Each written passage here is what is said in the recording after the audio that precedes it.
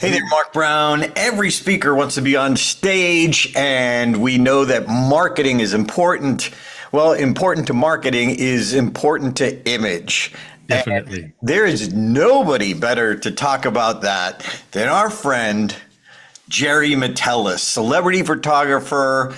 And I want to talk about when you have a session with him, it is not about click, click. No. Mark, your thoughts? Let's just talk to him in a second, my friend. Let's do this. Anyone can give a presentation. Few deliver unforgettable presentations. What's the difference? You're about to find out. Welcome to the Unforgettable Presentations Podcasts with your hosts, world champion speakers and coaches Mark Brown. Your life tells a story, and there's someone out there who needs to hear it. And Darren LaCroix. Stage time, stage time, stage time. Ready for some powerful presentation ahas? Let's dive right in.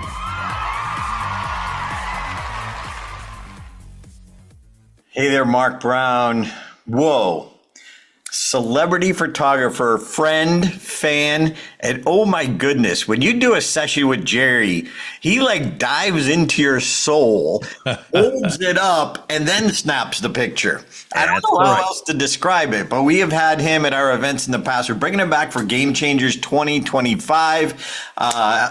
And I could not be more excited for the people who will be Jerryized. Mark? Terrified. Jerry, how are you, man? I'm fantastic. You know what? You need to trademark this. You're going to get Jerryized. It's a good thing.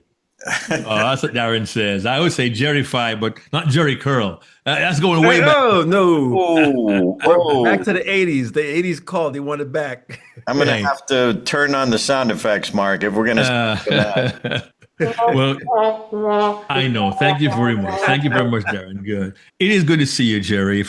You are truly the photographer to the stars there in Las Vegas, near Darren's home. And I've always enjoyed hanging out with you, getting my headshots from you. And if you can make me look good, man, you can make anybody look good. Oh, whatever. Yeah. We're going to talk about that, as a matter of fact. Yes. So Mark, I have on video, we're going to add it later, but we'll talk about how Ford approached him, because I thought that was good. But Jerry, some of the celebrities, before we dive in, we just want to make sure people's attention and ears are open. Simone Biles, you just work with Simone Biles. You've worked with Mike Tyson. Worked with Seinfeld. Like, who are some of the other ones? A few other people, but let me tell you why I tend to shy away from giving a list of people. Okay. Because it's almost a falsehood to believe that celebrities are a brand apart. Just have extreme circumstances. But in fact, they're just another person. So just because someone had special circumstances doesn't always make them special. But we have the delusion that they are. And in fact, there are a lot of people who are not celebrities who should be celebrated, and they're not because they don't have that status or did not meet those requirements or did not meet those circumstances. So there's no question that when you put celebrity photographer next to somebody's name, it opens people's eyes and ears and oftentimes their wallets, because they say, ooh, you must be special. So from a marketing standpoint, it's fantastic. From a human and realistic standpoint,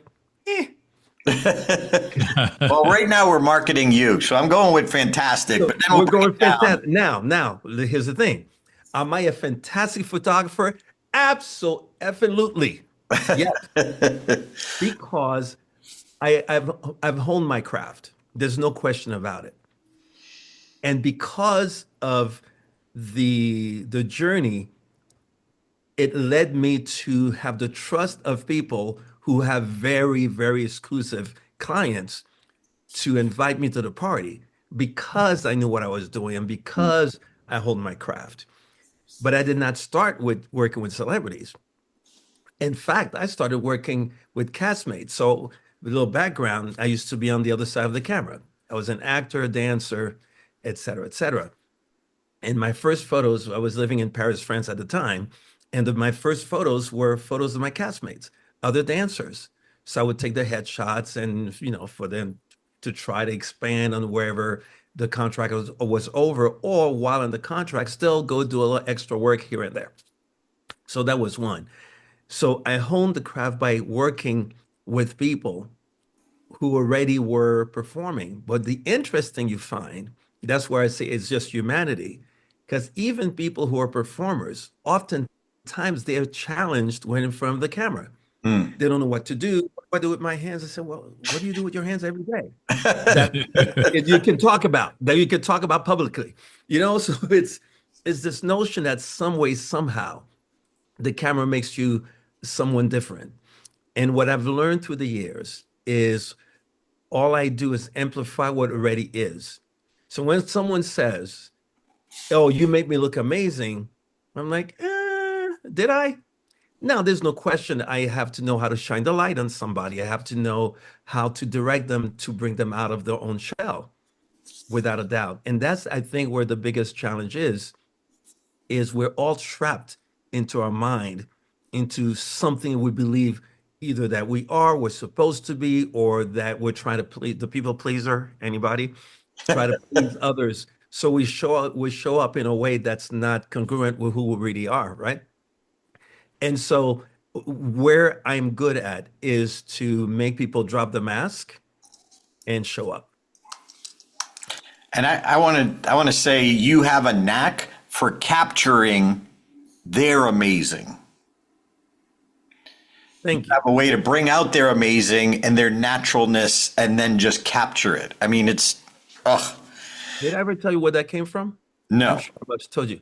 So whether people believe in it or not, I'm an intuitive. So I don't have a little table with cards and a candle telling your future and things like this. What it is, most people have it, but not most people not everyone taps into it, number one, and then interpret the signals they receive. We have an impression when you first meet someone, you get an impression. Let me rephrase that. Your soul has an impression of the person you're meeting before your mind does. You walk in and go, ooh, I'm attracted to this person, or there's something about this person that's unsettling. Then we go to the mind. No, I shouldn't be judgmental. I have to trust the person. So once you relieve that knife from your back, you realize I should have listened to my first impression. This was not for me. You knew it walking in, right? And so what happens is, but you don't know why. There was something. In my case, because I was given that gift and I've worked with it, I could tell you what's going on with that person. I could tell you what's going on internally with that person. And oftentimes they say, how do you know that? I say, I didn't know until it started happening. So it's an instant thing that happens. And what I've learned with humans is everyone wants to feel safe, right? So if you offer them a landing pad, most people will jump because they feel safe. And with the gift into intuition, which I've also warned people now, I have the same gift as a con artist. The difference is I use it for good. The con artists use it for something else. So I see in you what your vulnerability might be. I encourage you to embrace it, or help you protect yourself from any external assault. The con artist will just say, hey, it distracts you while going into that vulnerability and reach in and steal from you. We have the same gift. We have the same ability. So when I see in you, whatever, someone wanted to ask me, so how do you do this? I had to stop and think, reverse engineer my own process, because it's just very organic, and say, with my gift of intuition, I go into your soul and find your truth deep in your gut. And I grab a handful of it and paint you outside with that truth. So by the time you leave, you actually see yourself. And that's when a lot of times people say, man, this is the first time I like a picture of myself. That was the best picture of myself I've ever seen. I said, because I didn't allow you to hide anymore. I invite you to come and step out and show up. And once you show up, you're fine. And I'm sure that's what you guys do as well when you help people discover their power. The power of their speech, the power of their stories is very similar in the sense that you have something here. You just haven't found the conduit one to let it out, and then find a system to amplify it. And this is what you guys do with that voice. So you do it vocally, I do it visually. Well, and tell us the Ford story. So Ford Sakes, those of you who know Ford Sakes, Hall of Fame speaker, he was at one of our events and had his pictures taken with you. And what? He came with a list of what he He needed. gave a list. Yeah, he already knew exactly what he needed. So he's going to tell me, okay, we're doing this, that, the other. I let him talk because I'm always listening. I said, okay, that's great. So let me tell you what I know about you. And I opened his soul and told him, this is what I see. And you're going to sit and we're going to bring that out. He put his list away. And he himself will tell you better the story from the receiving end. But in a nutshell, that's what it was. I said, that's all the stuff that you believe you're supposed to show. That's the stuff you believe you're supposed to be. I'm telling you what is. And it's not a judgment of good or bad. That's what I talk about, the safety, the landing pad. It's not a judgment. It's an observation.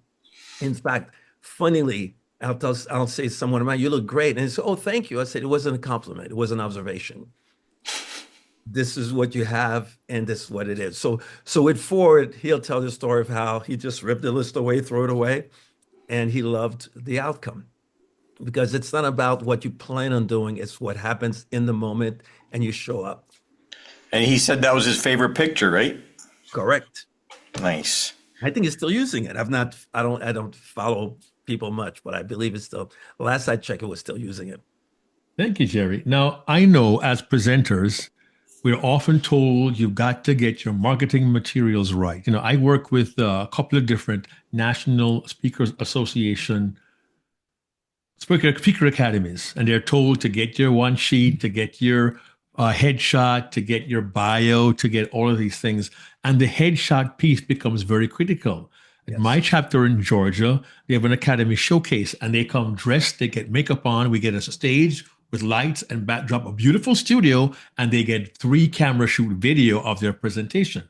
But the headshot piece is always critical, and people get really worked up about the headshot. They want to look good. They want to take 10 years off their image. What advice would you give to these presenters who are doing their new press kit, or they're brand new, or they're going to do a new headshot, who get kind of hung up on all the details about what the headshot should look like? How do you guide them? The first thing I would say, call me, I'll take care of you. Coach-wise, the first thing I would say. But secondly, the truth is to remind people to be who they are. And that's the toughest thing. For actors, it's the same problem. Acting as a character is always easy, especially overacting. William Shatner made a career of overacting. So if you want to make you watch somebody cry, oh my God, this is terrible. That's easy. The overacting is so easy. Underplaying, to play something, to play this average person having a vulnerable moment, keyword vulnerable moment, with someone across the table from them, but not by your definition in that moment, because it's like a street dancer, you put the music on, they can improvise. And that's okay, that's great. We're going to do that in this frame, and in 5, 6, 7, 8, and do it. Now you have to control it, maintain it. What you have naturally, you have to now hone it and make it, replicate it in a frame that is not your natural frame of reference. And that's where people get into trouble. What I do is coach people to, no matter the size of the frame, still be the same you. That's the challenge for people. It's also a challenge because for the moment when you're yay high, what do people say? Okay, stop what you're doing. Come here. We're taking pictures. Okay, clean yourself up. And the kid's like, oh, stop it. I want to play. Then stop what you're doing. Now say cheese. And the kid's like, I want to say that.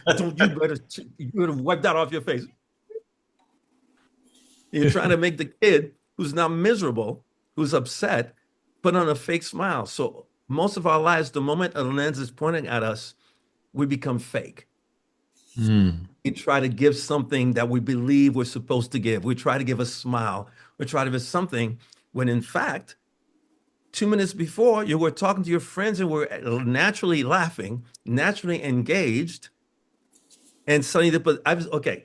Have you ever been at an event where you see people talking and they're doing great, and the photographer for the event comes in and goes like this, and they were gonna take a picture of them just interacting. They see the camera and they go,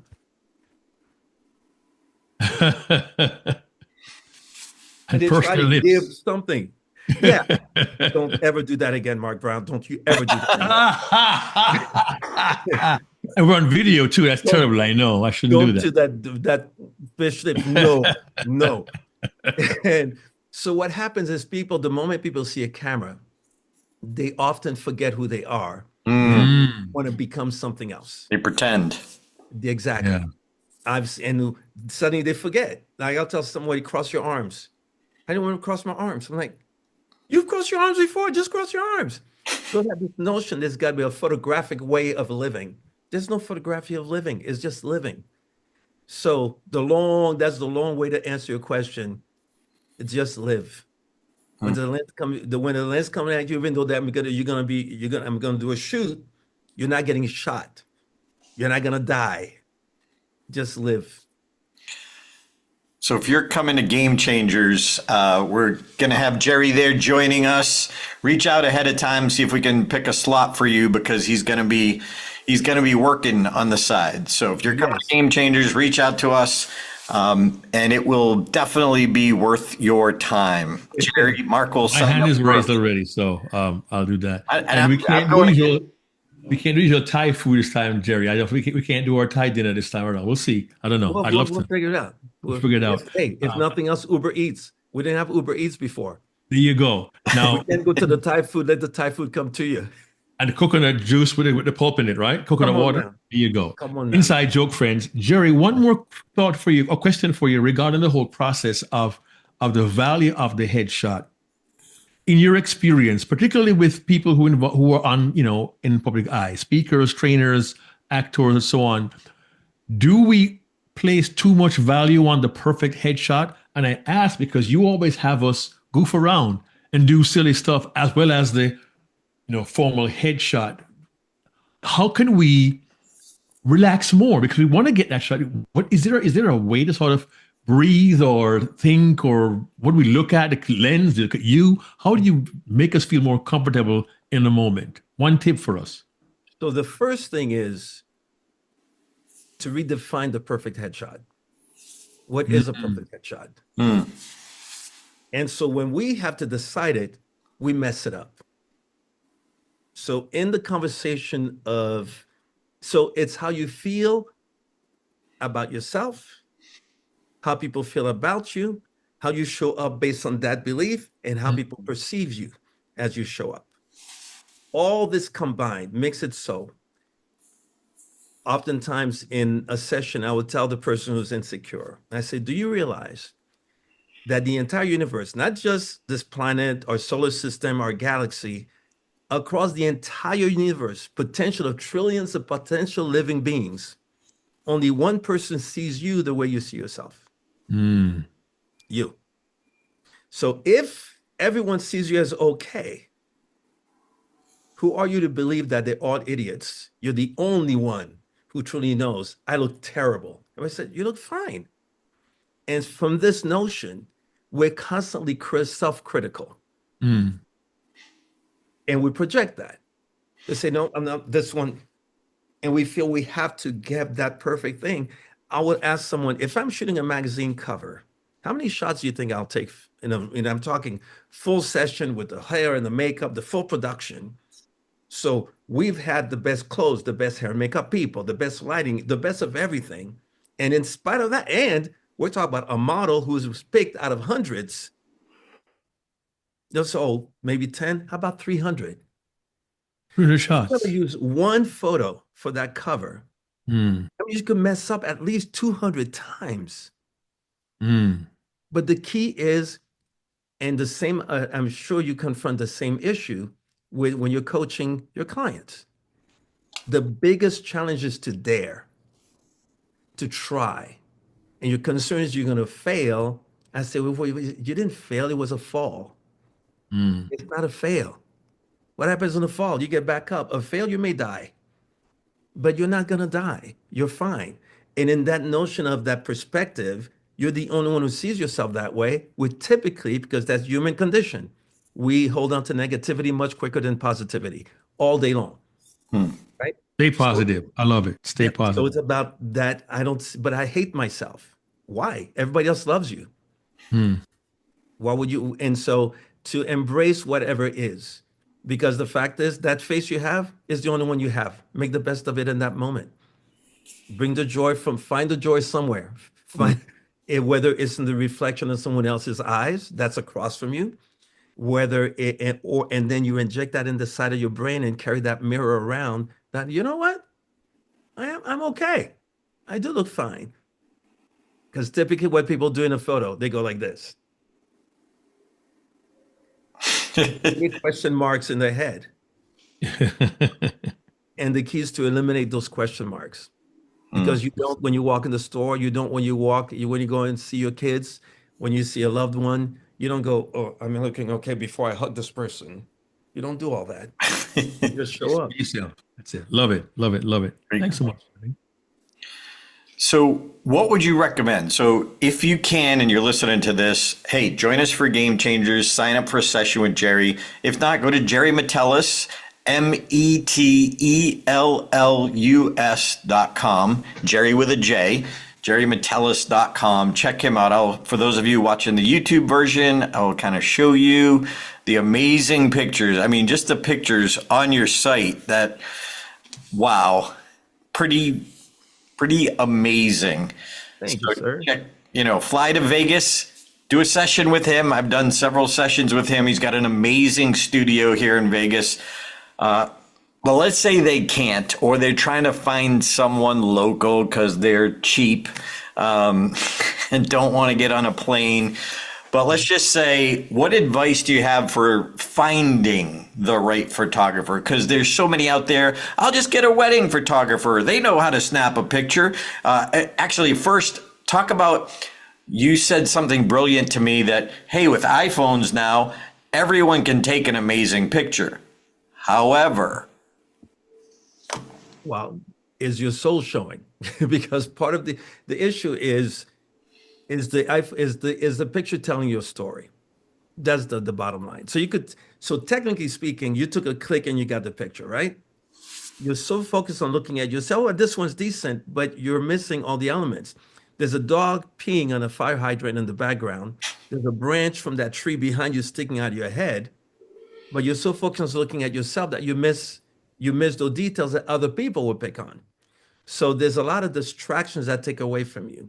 With this said, is it possible that someone can take a selfie or someone take a picture of them with their phone, and it turns out?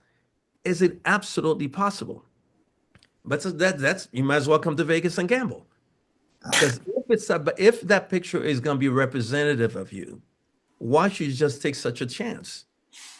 Like you're bringing a party of guests, of notable guests, to a restaurant that you've never been to before. Just heard that the guy cooked for a friend of yours. You've never tasted their food. You never tried anything. You take a risk bringing some of your most important clients to that restaurant. That's a high risk. It could work out. It could be a disaster. So the idea is the decision you make in the purpose of your photo. If your photo is going to be your ambassador, and in this day and since COVID, one thing we've came to understand more. Look at what we're doing now.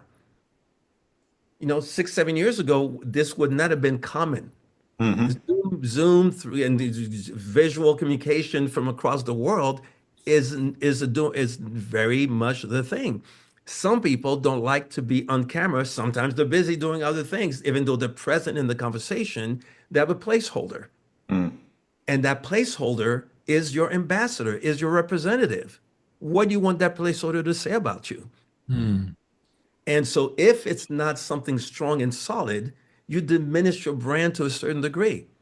And whether we like it or not, I have a conversation about how shallow we are, right? And people perceive us as shallow. I said, judging by looks is not shallow at all.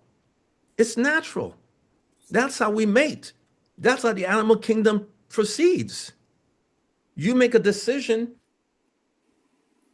on looking at the animal across from you. and you decide whether you're going to be friends or foe. Visual is a natural decision-making process. But we somehow tend to believe, well, that person went after that type of person. Well, that's what we do in the animal kingdom. If you're a lion in the animal kingdom and you don't have a big mane and you don't have big shoulders, no female will come up to you.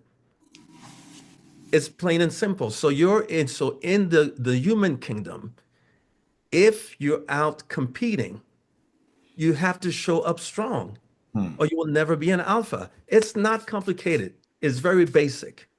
Either you want to be an alpha or you're not. But if you claim to be an alpha, you have to come with all the quote unquote accoutrements that require to be an alpha. And again, when you talk about photography, is it possible to get it from an iPhone? Absolutely. But the bottom line is whatever source you use and however way you do it, you have to show up. It has to have quality. And it has to represent you the way the trillions of other potential living beings see you, not just the way you see yourself. Bottom line. Thank you so much, Jerry. Right. My pleasure. So to one more to add to something else, the conversation I had with Darren is, so in essence, anyone can click. Anyone can take a picture and go, hey, here's your photo. But who's the person that's going to bring something out of you and make you show up, make your brand that you carry inside your soul show up on the outside of you? That's the difference. That's where I come in. Yeah, and it's more challenging these days to grab someone's attention. They're looking at speakers. They're going through, a speakers bureau might send them 4 or 5 people. Well, they're trying to narrow it down to one as quickly as they can. So they're going to judge us, right or wrong. They're going to judge us based on checking out our webpage for 13 seconds, if that. So we need to have that photo that helps them to engage the page. How do we get them to engage the page? And sometimes it's just that image, and you can see a picture of someone and you're like, oh, they're cool, or I like them. And you don't even know why, but you have that ability to pull that out of people. Absolutely. Let me bring back to a more finer answer to the question you asked, how do you pick your photographer? I say you pick your photographer the same way you pick your therapist. But most people just go, oh, therapist, I found it online, it's near my house, boom, and they go. And in fact, you should interview your therapist to see if it's the right fit. They may not be the right person for you. Not all therapists are created equal. Not all photographers are created equal. My style may not be right for everyone, and vice versa. And so you call the photographer, you get a sense for them, not just what pictures you could get from them. How comfortable are you just talking to them as a human being before the photographer, human behind the camera? If you can't connect with that person just in a conversation, how do you think you're going to connect to them the day of your shoot and not be, oh gosh, I wish I wasn't here. I'm not feeling this. And that's your photo. That's a great advice. Yeah, you got to feel the connection and like them before you even choose them. That applies to everything. Everything. So, Mark, any final questions as we wrap this up? Well, no, I'm just getting my notes here to give back to what the wisdom Jerry has given to us. Oh, snap. Jerry, if you're watching this, JerryMetellus.com, JerryMetellus.com. You got to just go check out his site. Just check out his work, please. We are fans of him. We're thrilled that we're going to be able to bring you back this year. Glad it's working out because we have so many people come up to us and say, he's amazing. Because you take the time to connect with them, to go into them. It's not just like you said, it's not just point and click, here's your headshot. It's like the click is easy. The 15 minutes we talk before we take the first photo is where the time goes. If a 20-minute session, the taking the pictures maybe 5 minutes. Breaking down the connection and building that bridge, everything flows. That's the critical part. Nice. And just a quick note, the easiest way for people to remember how to spell my name, 3 words put together. Metellus. There you go. Boom. So if you went to school, you know how to spell those 3 words. You can know how to spell my name. There Are you you go. on any of those social media platforms they could follow you? They all the same. Jerry Metellus across the board. Sweet. So, Mark Brown, what do you got? Well, a few ideas for us. One, I'm going to go backwards. Interview potential photographers. Get the right fit, right? Advice to us, as he does, hone your craft. Be good at what you do. You want to amplify what already exists. And don't be trapped in an image of what you think you are supposed to be. Remember who you are and don't become fake in front of the lens. Right, Jerry? Correct, sir. Did it again. Jeez. Stay positive and find the joy. During a photo shoot, find that joy of who you are, because your picture tells a story and your photo is your ambassador in your place. Show up strong for every photo shoot, get quality photos, and bring your full essence, and let your brand show up every time you stand in front of the lens. That's wisdom, brother. Thank you for that. Thank you, Nice. gentlemen. It was a pleasure. So if you want to be unforgettable, photos matter, especially this day and age. Sometimes we think, oh, well, I need video. Well, yeah, you do. But that photo is so important. It's one of the things that event planners, one of the first things they ask for, send us a headshot. Well, that headshot also decides, let's just say you're doing a breakout session. Well, there's 5 people when you got your titles, but the headshot actually has some influence on who comes to your session. 1,000,000%. So make no mistake, it's important. It's critical to your career. Don't take it lightly. And join us at Game Changers 2025 if you can in April. Jerry Metellus, thanks for being here. You Thank you rock. for having me. We get cooler just by having you around. Woo, snap. Make sure Gentlemen. you subscribe to our show. Remember to subscribe. Hey there, this is Darren LaCroix. Thanks for checking out this podcast episode on YouTube. If you want all of them, not every one is on YouTube, check out your favorite podcast platform so you don't miss an episode. Keep being a sponge so you can be unforgettable. Check out StagetimeUniversity.com, where good presenters become unforgettable.